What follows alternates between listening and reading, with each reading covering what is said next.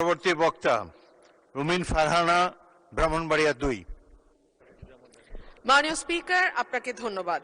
মাননীয় স্পিকার, দীর্ঘদিন পর্যন্ত এই দেশে কোনো নির্বাচন হয় নাই। মানুষ তাদের পছন্দের প্রতিনিধি নির্বাচন করতে পারে নাই। জাতীয় নির্বাচন থেকে শুরু করে স্থানীয় পর্যায়ে নির্বাচন পর্যন্ত প্রত্যেকটি নির্বাচন ছিল কারচুপিপূর্ণ। সে কারণেই একবার সংসদে আমি মজা করে বলেছিলাম, সুষ্ঠু হয়েছে নির্বাচন, ভোট দিয়েছে প্রশাসন, তাকিয়েছিল জনগণ, এর নাম বাংলাদেশের নির্বাচন। তো মাননীয় স্পিকার, সেই জায়গা থেকে ৩৬শে জুলাই আমাদের জীবনে আসলো, কয়েক লক্ষ মানুষ রাস্তায় নামলো, কয়েক হাজার মানুষ চিরতরে পঙ্গু হলো এবং প্রায় ১৫০০-এর উপর মানুষ তাদের জীবন দিল যাতে মানুষ তার ভোটের অধিকার আবারও ফিরে পায়। এবং আল্লাহর কাছে অশেষ শুকরিয়া মাননীয় স্পিকার, একটি অবাধ, সুষ্ঠু, নিরপেক্ষ নির্বাচনের মধ্যে দিয়ে ত্রয়োদশ জাতীয় সংসদ গঠিত হয়েছে এবং আমি এই সংসদে একজন স্বতন্ত্র প্রার্থী হিসেবে নির্বাচিত হয়েছি।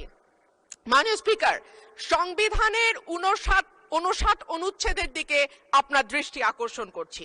সংবিধানের ৫৯ অনুচ্ছেদ বলছে, নির্বাচিত ব্যক্তিদের সমন্বয়ে গঠিত প্রতিষ্ঠান সমূহের উপর প্রজাতন্ত্রের প্রত্যেক প্রশাসনিক একাংশের স্থানীয় শাসনের ভার থাকিবে।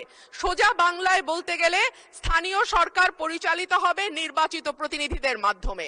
কিন্তু আমরা বিস্ময়ের সঙ্গে এবং দুঃখ নিয়ে লক্ষ্য করলাম, একটি নির্বাচিত সরকার ক্ষমতায় আসবার পরপরই স্থানীয় প্রশাসনগুলোতে প্রশাসক নিয়োগ করেছে।